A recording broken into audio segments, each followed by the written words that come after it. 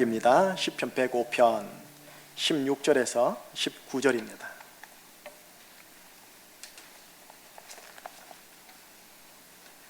시편 105편 16절에서 19절 879쪽쯤 될 것 같아요. 세 구절, 네 구절인지라 저와 함께 한 목소리로 한번 읽어보겠습니다. 시작. 그가 또 그 땅에 기근이 들게 하사 그들이 의지하고 있는 양식을 다 끊으셨도다. 그가 한 사람을 앞서 보내셨으며 요셉이 종으로 팔렸도다. 그의 발은 차고를 차고 그의 몸은 쇠사슬에 매였으며 곧 여호와의 말씀이 응할 때까지라. 그의 말씀이 그를 단련하였도다. 아멘. 기도하겠습니다. 말씀의 사람은 만나 먹기를 잘하는 자입니다 라는 설교 제목을 따라 시편 구약의 말씀을 함께 상고하고자 합니다. 오 성령 하나님, 이 시간 성령님의 조명하심 속에서 하나님의 말씀, 그리고 시편 105편 전체에 하나님의 음성과 메시지와 뜻이 우리 심령 각각 내면 속에 깊이 있게 들어와 살이 되고 피가 되게 하여 주시고, 또한 하나님의 말씀을 경청할 때 우리에게 믿음이 생성되게 하여 주시고, 하나님 나라 통치 다스림이 우리의 심령, 인생, 가정, 관계, 육체 속에 들어와 우리를 구원하고 치유하고 회복하고 정결케 하시는 역사가 설교 선포 시간에 있게 하여 주시옵소서. 말씀을 준비하여 설교를 하는 김희식 목사나 산부 예배자들 모든 교우들이 말씀 앞에 주여 말씀하옵소서, 주의 종이 듣게 있나이다 가난한 심령으로 듣고 경청하고 순복하고 아버지의 말씀대로 내게 이루어지이다, 말씀이 이루어지이다, 그 말씀의 음성으로 듣게 하여 주옵소서. 예수 그리스도 이름으로 기도합니다. 아멘. 자, 여러분 2018년을 시작하면서 새벽 기도회를 하고 있습니다. 새벽 기도회 본문은 이 교재를 따라 사도행전을 하고 있어요. 그리고 주보 뒷면을 보면 좀 아시겠지만 월, 화, 수, 목, 금, 토, 주 그 매 주일에 매 요일에 본문만이 아니라 성경 읽기도 같이 집어넣습니다. 그 안에 이 성경 읽기도 이렇게 기록이 되어 있거든요. 창세기로부터 시작이 됩니다. 여러분 창세기 1장은 우주의 시작을 얘기합니다. 반면에 새벽에 보는 이 사도행전의 시작은 교회의 시작을 얘기합니다. 새해를 시작하며 우주의 시작과 교회의 시작을 함께 보는 것 상당히 의미가 있죠. 그런데 이 방식이 어떤 방식이냐, 바로 성서 유니온 출판사, 소위 우리가 말하는 큐티집, 매일 성경이라는 책의 도구를 통해 제가 이렇게 함께 합니다.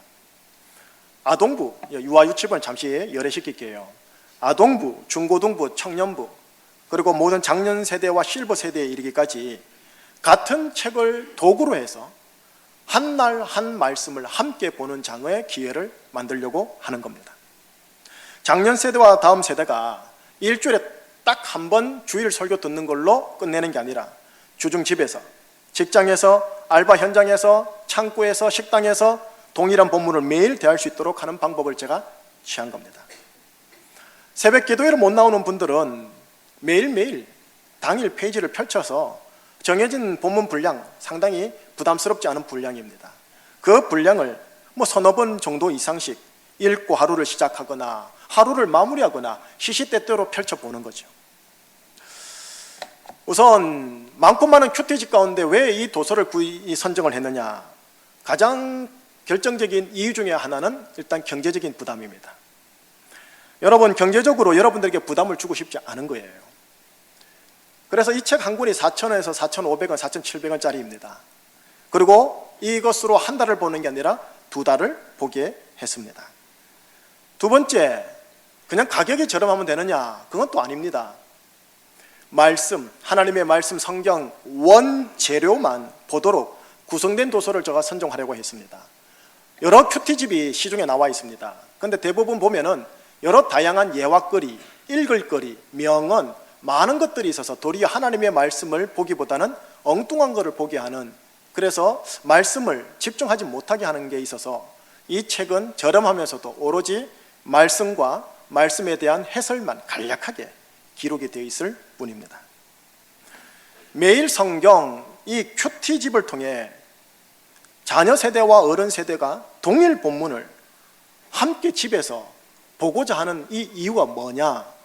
바로 우리 제주총신교회 전 세대들로 하여금 말씀의 사람이 되도록 제가 권면하려고 해요. 그렇게 독려하려고 해요. 무슨 사람 되게 하자고요? 말씀의 사람이요. 왜냐? 말씀의 사람이 돼야 저게 가능합니다. 우리가 제주에서, 직장에서, 알바 현장에서, 캠퍼스 현장에서 복이 될 수 있기 때문에 그렇습니다. 동시에 우리가 말씀의 사람이 되어야 많은 사람들이 나의 삶의 모습을 실제적으로 보면서, 내 말 말고요, 삶의 모습을 보면서 나로 말미암아 교회와 실제적인 복을 얻기 때문에. 자, 오늘은 주일이죠. 주일 설교. 여러분들이 주중에 말씀을 보게 되는 거 이거요. 이것과 별도로 진행되는 주일 말씀이기도 하지만 동시에 제가 가급적 주중 여러분들이 보게 되어질 말씀과 연결되거나 연관시켜서 구성하여 하나님의 말씀을 설교하여 선포하려고 합니다. 오늘 주일 설교 그 일환입니다. 주중에 여러분들이 창세기를 읽게 될 겁니다. 사도행전을 읽게 될 겁니다. 오늘 보면은 시편 105편이지만 시편 105편은 바로 창세기의 내용이 압축되어 있습니다. 그리고 출애굽기의 내용이 압축되어 있습니다. 그래서 여러분이 하나 부탁 하나 합시다. 설교 결론 시간도 다시 부탁하겠지만 오늘 집에 돌아가셔서 다음 주일 이 자리에 오시기까지 시편 105편과 106편 이 두 편만, 몇 편? 105편, 106편 이 두 편만 한 3번 정도 읽는다 생각하고 읽고 이 자리에 다음 주에 다시 오시기를 부탁합니다. 105편, 106편 창세기 출애굽기를 요약한 두 장입니다. 그리고 단순히 서머리, 줄거리를 요약한 게 아니라 메시지가 그 두 편에 다 기록되어 있어요. 창세기 50장, 출애굽기 40장, 도합 몇 장? 90장. 일주일에 읽기 버겁거든요. 근데 일주일 만에 이 두 편만 읽으시면 속성으로 간파합니다. 괜찮죠? 105편요. 우리가 지금 보게 되는 105편요. 아브라함, 이삭, 야곱, 요셉이 짤막짤막하게 등장합니다. 창세기가 방대한데요. 아브라함, 이삭, 야곱, 요셉 창세기 의외로 간단합니다. 그리고 창세기 속에 있는 이 네 사람 인생을 가만히 보고 있으면요, 허허 내 인생이 보이네가 됩니다. 그리고 이 네 사람의 인생을 인도하시고 간섭하신 하나님을 보면서 어허 하나님이 나를 이렇게 인도하시겠네가 보입니다.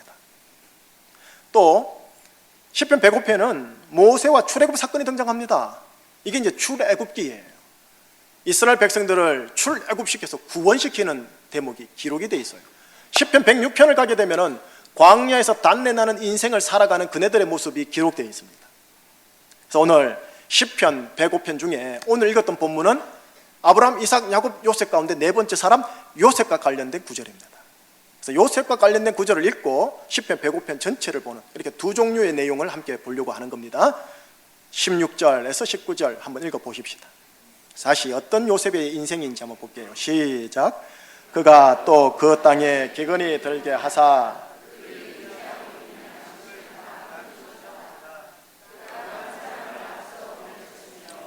요셉이 종으로 팔렸도다.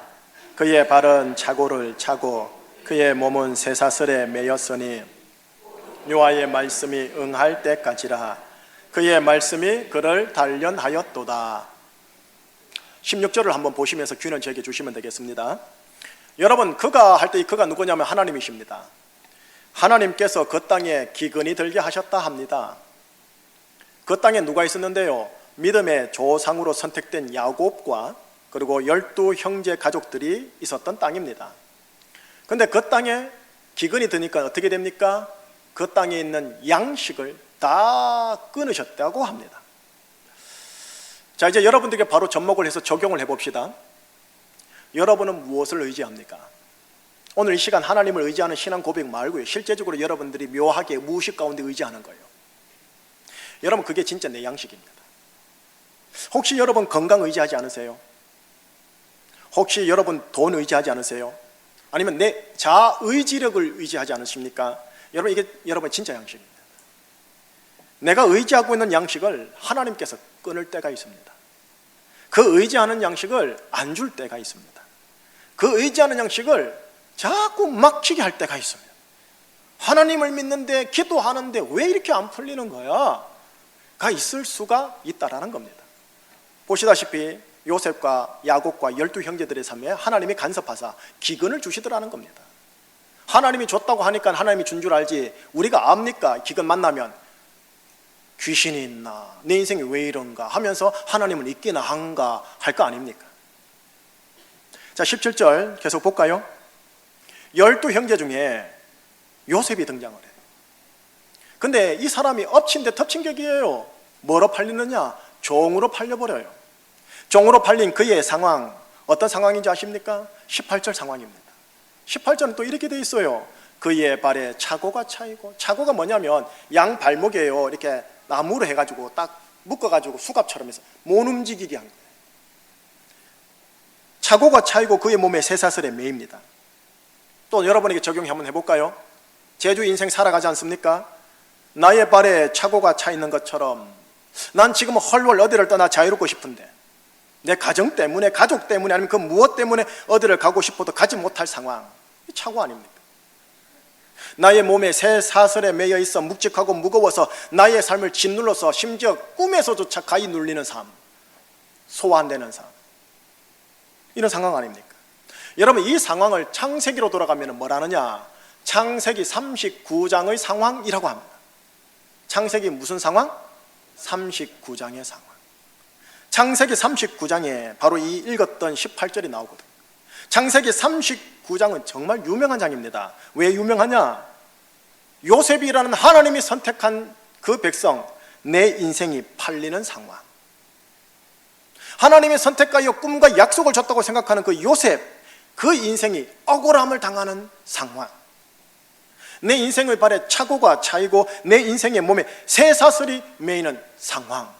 하나님이 있다면 이럴 수 있는가? 소위 유식자들이 말하는 삶의 부조리적 상황, 하나님의 부재적 상황, 하나님이 나를 떠났나? 하나님이 있나? 하는 상황. 이게 창세기 39장이에요. 그리고 오늘 본문 18절이에요. 요셉을 향한 하나님의 예언적 말씀과 꿈 뭐였느냐? 요셉 자신을 하나님이 높일 것이다. 자신이 높임을 받는 예언과 꿈이었거든요, 하나님께 받을 때. 그런데 현실은, 그의 삶은 예언과 꿈과는 완전히 반대되는 현상이 나타나더라는 겁니다. 여러분, 이게 창세기 39장 상황이라고 하는 겁니다. 자, 여기서요, 이게 의외로 믿음의 위인들에게 전형적으로 나타나는 신앙의 패턴입니다. 그렇다면 여러분들에게도 나타날까요? 안 나타날까요? 나타난다라는 거예요. 창세기 39장의 상황이 저마다의 믿음의 위인들에게 다 있었고요, 저마다 믿음의 동지들과 믿음의 친구들, 형제자매들에게 저마다 맞춤식으로 다 있습니다. 그 사람을 향한 깊은 섭리가 깊으면 깊을수록 창세기 39장의 상황은 더 오리무중으로 깊이 들어가 버립니다. 저마다에게는 창세기 39장의 상황이 여러 번 다양한 방법으로, 사건으로, 관계로 드러납니다. 자, 여기서요, 왜요? 왜 하나님이 창세기 39장의 상황을 하나님이 사랑하는 요셉 같은 우리들에게 허락하시냐라는 겁니다. 현상적으로는 하나님 정말 있기나 한 건가? 라고 하고 싶은 거란 거예요. 19절 말씀이 그 답을 줘요. 자, 19절 같이요. 곧 여호와의 말씀이 응할 때까지라 그의 말씀이 그를 단련하였도다. 하나님의 말씀이 응할 때까지 하나님의 말씀이 요셉을 단련하였도다라는 하나님의 음성입니다. 여러분, 내가 믿는 하나님 아버지 있죠? 나를 단련시키는 하나님이십니다. 말씀이, 나를 향한 약속의 말씀이 응할 때까지 나를 단련시키는 하나님, 우리를 위로하시는 하나님, 우리를 돌보시는 하나님, 우리를 포옹 안아주시는 하나님, 솟붙하고 말랑말랑 하나님이기도 하지만 신앙의 위인들에게 등장하시는 하나님은 단련시키는 하나님으로 많이 등장한다는 것을 여러분하고 제하고 이 시간 기억하셔야 합니다. 혹시 나를 향한 약속과 예언의 말씀이 크고 귀합니까? 설교 시간에 들을 때 저건 나를 향한 말씀이야, 혹은 말씀을 읽을 때나 묵상을 할 때나 큐티를 할 때마다 그래, 이 말씀은 너무나 좋아, 이 말씀이 하나님이 나한테 주셨구나, 할렐루야 하고 너무나 크고 귀합니까? 크고 귀한 만큼 그 말씀이 정녕 나에게 응할 때까지 그 말씀이 도리어 나를 단련시키는 과정을 가진다라는 것을 기억하셔야 합니다. 호락호락하지 않고 말랑말랑하지 않다입니다. 이건 누구에게나 반드시 통하는 영적인 진실입니다. 목사는 목사에게 합당한 맞춤식으로, 초신자는 초신자에게 합당한 맞춤식으로 이것이 등장해요. 나를 향한 약속과 예언의 말씀이 크고 귀한 만큼, 나에게 크게 다가오는 것만큼 하나님의 섭리도요 역시 반작용으로 크게 작용해요. 그래서 이 하나님의 섭리가 크게 작용하면 작용할수록 내 인생의 창세기 39장의 상황이 더 오리무중으로 깊게 길게 될 가능성이 많습니다. 여러분, 창세기 39장의 상황은 여기 다 있습니다. 저마다 없다면 곧 있을 겁니다. 창세기 39장의 상황이 깊고 길다고 느껴짐이 있을 때마다 여러분, 내 영혼을 향하여 오늘 말씀에 근거하여 다 이루셔야 합니다. 하나님의 말씀이 나를 단련하고 있는 중이다. 하나님이 없는 게 아니고요, 하나님이 나를 맴매치는 게 아니고요, 하나님이 나를 버린 게 아니고요, 하나님의 말씀이 나를 단련하고 있는 중이다. 한번 따라 해보실래요? 하나님의 말씀이 나를 단련하고 있는 중이다. 토끼를 보면, 토끼를 생각하면 토끼가 보이고, 오리다 생각하면 오리가 보인다. 몇 주 전에 한 설교 기억납니까? 말씀에 근거하여 생각을 사고화시켜야 됩니다. 창세기 39장이요, 지금 내가 봉착하는 창세기 39장의 상황은 하나님의 말씀이 지금 나를 단련하고 있다는 반증에 불과한 거예요. 말씀이 응할 때까지 단련시킬 거예요. 말씀이 응할 때까지. 크고 귀한 약속을 가지면 가질수록 그 가정과 그 교회가, 그 사람이 크고 귀한 약속의 말씀을 취할수록 그 단련은 더 강하게 오실 거랍니다. 그러니 이 말씀의 패턴과 원리를 아예 몸과 가슴에 새겨 놓으세요. 말씀의 사람으로 하나님이 다듬어 가는 겁니다. 말씀의 사람으로 하나님이 다듬어 가는 거예요. 왜요? 저거 만들어내려고요. 복이 될지라. 지난주 설교 기억나시죠? 성공영신 예배. 복이 될지라. 너는 복이 될 것이니라. 미래형 약속력. 근데 이게 저절로 되지 않는다라는 거예요. 자, 여기까지가 오늘 본문 네 구절 속에서 주시는 하나님의 음성입니다. 자, 이제 조금 더 벗어나 볼게요. 출애굽기도 있다고 그랬거든요.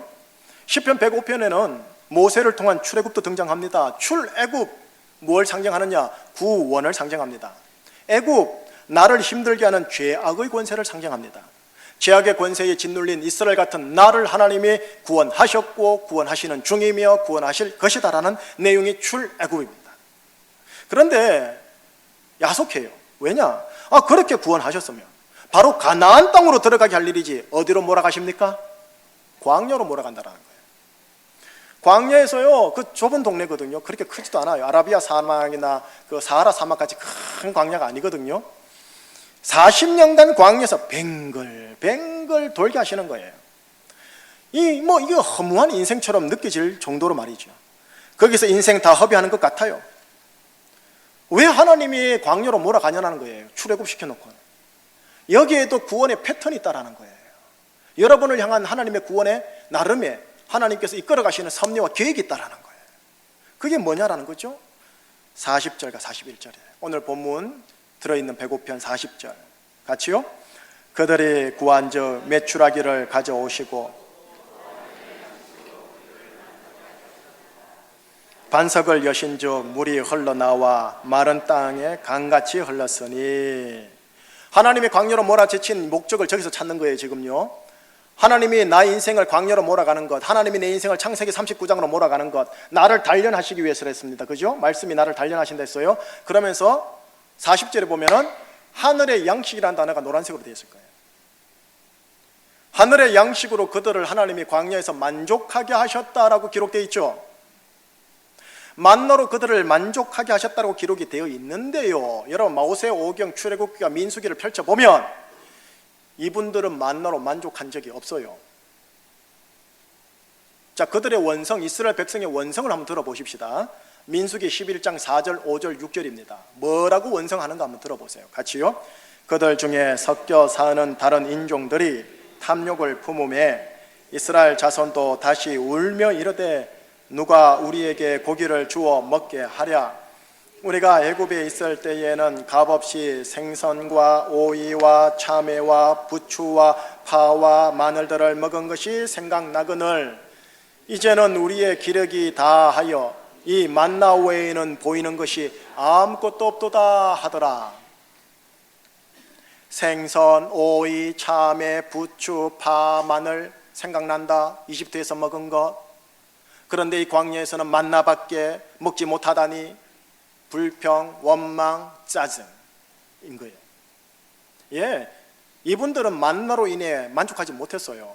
늘 참외, 생선, 오이, 파, 마늘을 그리워했던 분들이세요. 그런데 오늘 여러분 읽었던 본문 40절에 이렇게 돼 있잖아요. 하늘의 양식으로 그들을 만족하게 하셨다. 그런데 당사자는 만족하지 않았거든요. 이상하지 않습니까? 예, 이상한 겁니다. 그런데 이렇게 이상하게 기록한 이유가 있습니다. 여러분, 우리 인간은요, 육으로는 생선, 오이, 참외, 부추, 파, 마늘이 생각나고 그것을 먹고 싶다고 하여 그걸 못 먹으니까 우리 육은 원망하고 불평하고 짜증냅니다. 심지어 하나님께조차도요. 육은 만나를 원하던 게 아니라 이런 육적으로 만난 것을 원했으니까. 자, 왜 그럼에도 불구하고 하나님은 그네들에게 생선, 오이, 참외, 부추, 파, 마늘 주지 않았을까요? 왜 초제일간 만나를 주셨을까요? 이유가 있습니다. 그것도요.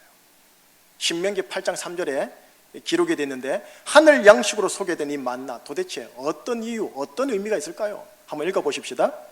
너를 낮추시며 너를 줄이게 하시며 또 너를 알지도 못하며 네 조상들도 알지 못하던 만나를 네게 먹이신 것은 사람이 떡으로만 사는 것이 아니요 여호와의 입에서 나오는 모든 말씀으로 사는 줄을 네가 알게 하려 하심이라. 여러분, 이 만나요, 분명히 말씀을 드리지만 만나는 그네들이 요청하는 생선, 오이, 참외, 부추, 파, 마늘보다 육적으로 맛있지 않습니다. 만나는 지금 기록에 되어 있듯이 뭘 상징하느냐?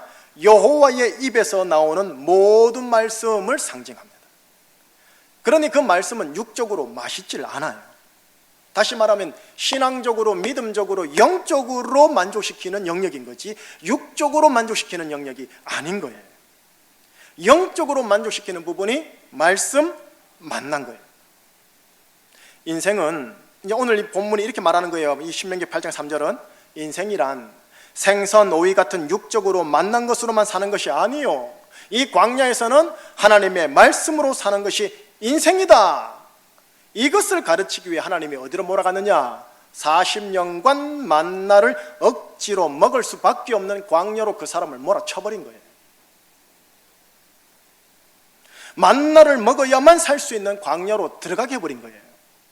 만나를 네가 거부하면 그 광야에서 너는 죽을 거다라는 것을 몸소 피부로 체험하게 만들어버리는 거예요.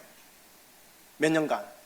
40년간 만나로 만족하고 만나로 제대로 된 자만이 나중에 생선, 오이, 참외, 부추가 있는 젖과 꿀이 흐르는 땅, 가나안 땅으로 하나님이 마침내 들어가게 하시는 거예요.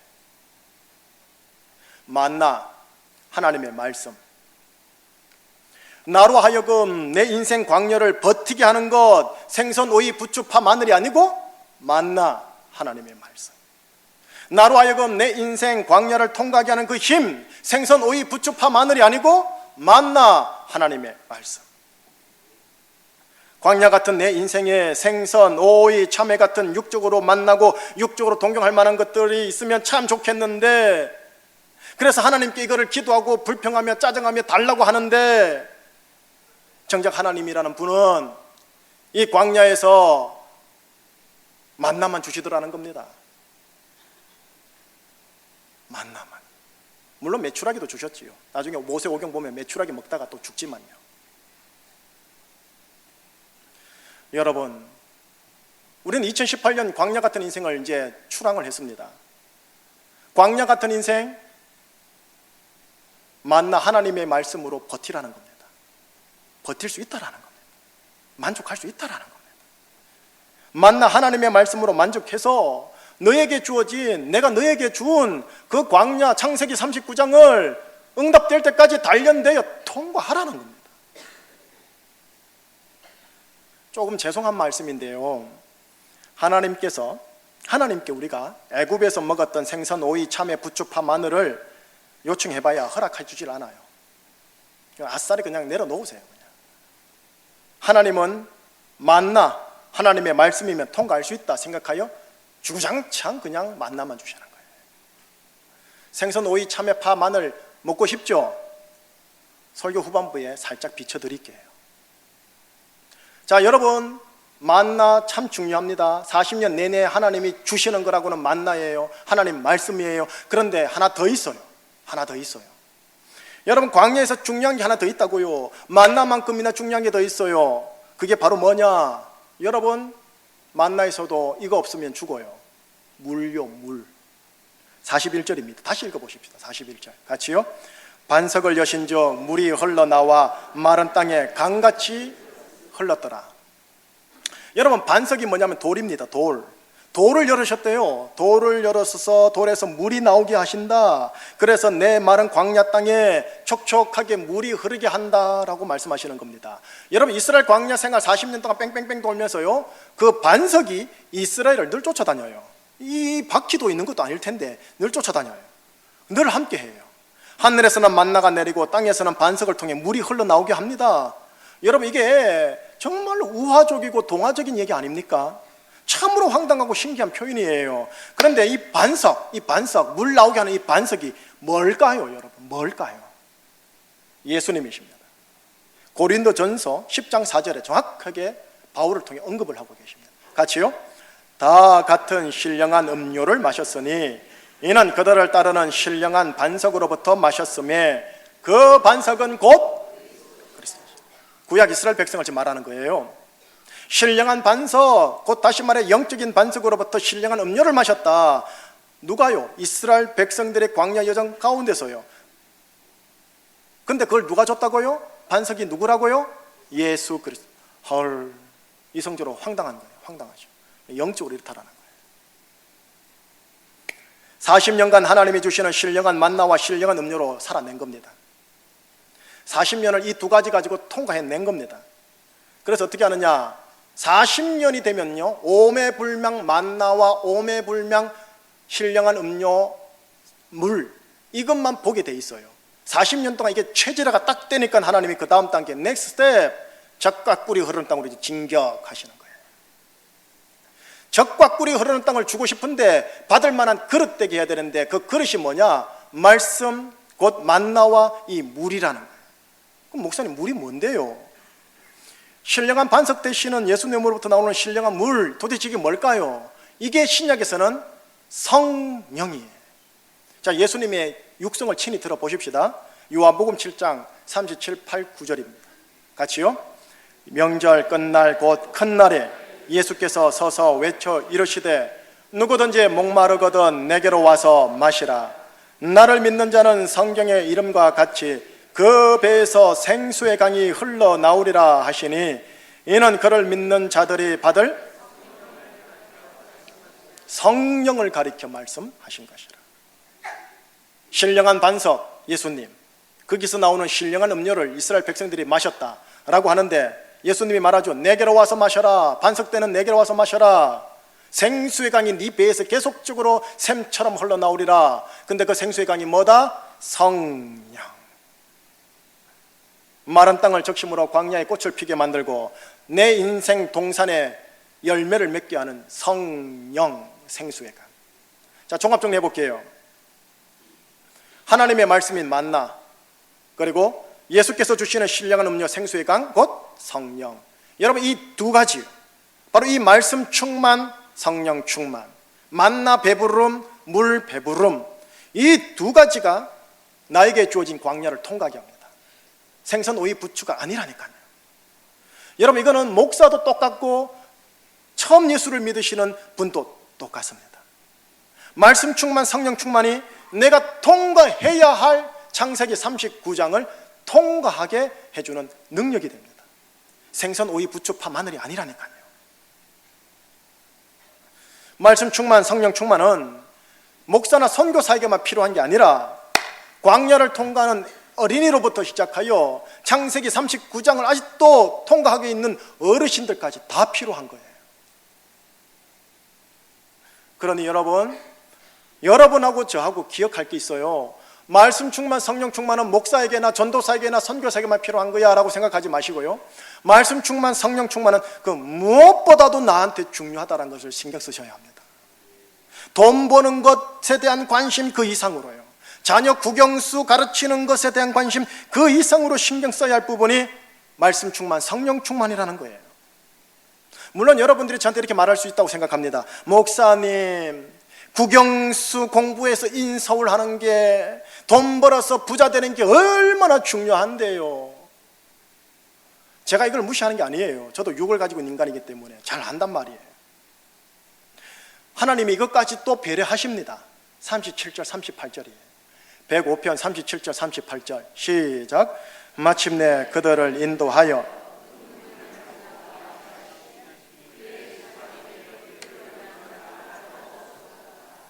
그들이 떠날 때에 애굽이 기뻐하였으니 그들이 그들을 두려워함이라. 여러분, 이 대목은 무슨 대목이냐면 이스라엘이 출애굽하여 구원받을 때 그들을 축복하신 대목입니다. 출애굽할 때요. 출애굽할 때 은금을 어떻게 해요? 가지게 나옵니다. 돈을 가지고 나오게 한대요. 부유함을 말하죠. 비틀거리는 자가 하나도 없다 했죠. 건강함을 얘기해요. 여러분, 80 먹은 노모 있지 않겠어요? 이스라엘 백성들 출애굽할 때 아이고 힘들어 하고 지금 걸어가야 돼요. 광야를요. 그분들이 비틀거리는 자가 아무도 없었대요. 뭘 말합니까? 건강이에요. 건강. 치유사역자들은 이 말씀을 대단히 중요하게 여기는 구절이에요. 80, 90 먹으신 노모들도 40년 광야 생활 할 수 있도록 비틀거리는 자가 없게 건강을 주신다라는 거예요. 마지막으로 뭐라 되어 있죠? 애굽인들 하여금 이스라엘 그들을 두려워하게 하시더라. 뭐예요? 권세예요. 권세. 여러분, 우리 하나님께서 우리에게 베푸시는 진정한 구원에는 영혼 구원, 아주 중요한 이 영혼 구원만 있는 게 아닙니다. 이 땅을 살아가는 데 필요한 부요함, 건강함, 권세까지 포함하는 겁니다. 통합적 구원이라고 그래요. 여러분의 부유함과 건강함과 권세의 근원이 여러분 자신이 되면 이거 정말 피곤합니다. 지켜야 돼, 끌고 모아야 돼, 뺏기지 않아야 돼. 진짜 피곤해요. 그러나 내가 근원이 아닌 하나님의 근원이 되시면, 다시 말해 이 부유함이 하나님의 부유함, 신령한 부유함, 신령한 건강함, 신령한 권세라면 이게 나의 노력과 상관없이 은혜로 주어져요. 물론 로또식으로 요행으로 주는 건 절대 아닙니다.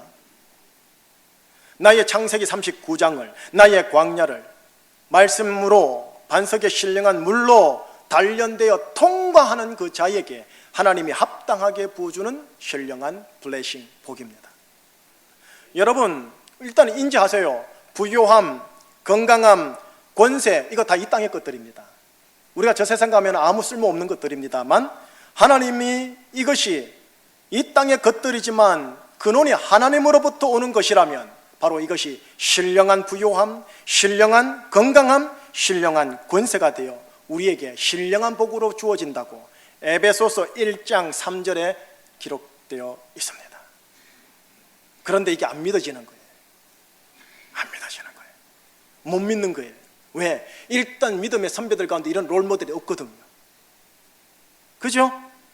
롤모델이 없잖아요. 안 믿어져요. 청년들이 그러잖아요. 믿음의 롤모델을 가지고 직장생활하는 믿음의 선배 집사님들을 보고 싶다고. 롤모델이 없는 거예요. 지난 주일 말씀 혹시 기억나세요? 이런 말씀을 좀 드렸습니다. 히브리서 4장 2절 말씀인데, 말씀이 그들에게 유익되지 못한 것은 듣는 자가 믿음과 결부시키지 아니함이라. 아무리 타고난 말씀이 선포되어진다 할지라도 유익되지 못한 이유는 우리가 저마다 믿음과 결부되지 못하기 때문이다. 여러분, 왜 우리가 믿음과 결부되지 못할까요? 왜 이렇게 안 믿어질까요? 왜 이렇게 못 믿어질까요? 이유가 있어요. 마태복음 13장 예수님이 하신 대답을, 진단을 한번 들어보세요. 같이요. 말씀이 가시떨기 위에 떨어지며 가시가 자라서 기운을 막았더라. 말씀이 가시떨기에 떨어졌대요. 아주 우량종자의 말씀이 가시떨기에 떨어져 봐요. 어떻게 되느냐? 주님이 다시 밝혀줍니다. 22절 같이요. 가시떨기에 뿌려졌다라는 것은 말씀을 들으나 세상의 염려와 죄물의 유혹에 말씀이 막혀 결실하지 못하게 하는 자요. 말씀을 듣는 내 마음밭이 가시떨기 밭이라 그런 경우랍니다. 가시떨기 마음밭이란 뭐냐?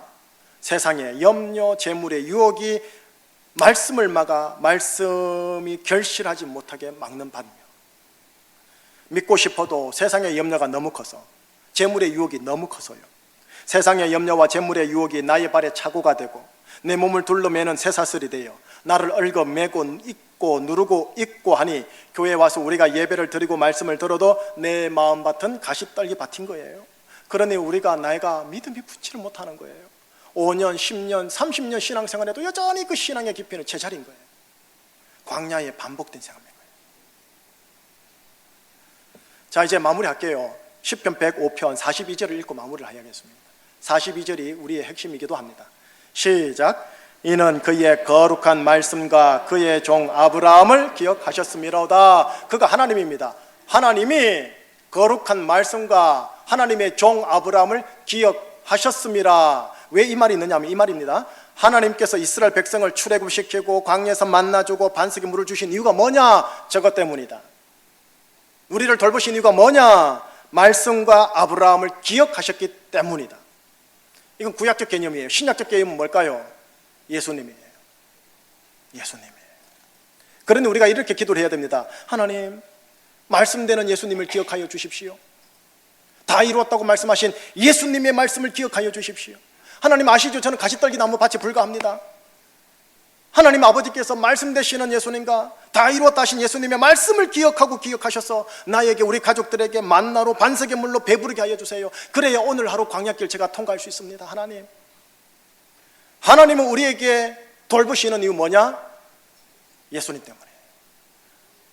하나님은 십자가에 다 이루었다 하신 예수님을 기억하시고 우리를 방문하셔서 우리를 돌보는 겁니다. 그러니 우리가 할 일이 뭐냐? 하나님 아버지께 나 이거 했습니다 하나님, 나 작전기도 했습니다 하나님, 이게 아니고요, 예수님을 기억하게 하는 거예요. 십자가에 달리고 부활하사 승천하신 예수님을 하나님 아버지께 계속하여 기억나도록 호소하는 겁니다. 이게 바로 기도라고 하는 겁니다. 여러분, 세상의 염려와 재물의 유혹 앞에서 이건 할 수 있잖아요. 그죠? 하나님 나 두려워요, 예수님 기억해 주세요. 하나님 나 무서워요, 예수님 기억해 주십시오. 이건 할 수 있잖아요. 하나님이 기억하사 우리를 방문하여 우리를 돌보시면 어떻게 되느냐? 말씀 충만, 성령 충만으로 창세기 39장의 상황과 광야를 그날 하루 통과하게 되어져요. 그리고 어느 순간 뒤돌아보니 40년이 훅 가더라는 거예요. 자, 이제 오늘 내가 해야 할 거 하고 마무리하겠습니다. 오늘 내가 해야 할 게 뭐냐? 만나 먹기라 불리는 말씀을 부지런히 매일 먹는 것입니다. 여러분, 광야 통과하려면 어쩔 수 없어요. 만나 먹기 반드시 성공하셔야 합니다. 만나 먹기라 불리는 말씀을 매일 먹는 겁니다. 광야를 통과하던 이스라엘 각 가정이요, 가장 있지 않습니까? 아버지, 각 가정이 이른 아침에 해 뜨기 전에 광야로 나가서 만나를 다 거둬야 돼요. 그래서 그거를 가지고 와서 가족들과 함께 먹어야 그 온 가족의 하루의 광야길을 갈 수가 있어요. 그런데 아버지가 게을러가지고 만나를 수고 안 하면 그날 쫄딱 굶어가지고 광야 헉헉하며 그래야 돼요. 여러분, 만나 먹기를 하면서 하나님 예수님을 기억하여 주시옵소서, 예수님을 기억하소서, 이 말씀대로 저에게 풀어지게 하여 주옵소서 라고 하면서 만나 먹기를 하는 거예요. 그리고 오늘 하루 분량의 광야를 거는 거예요. 그 만나 먹기가 뭐냐? 우리 교회는 전 세대가 이걸로 한번 해보자라는 거예요.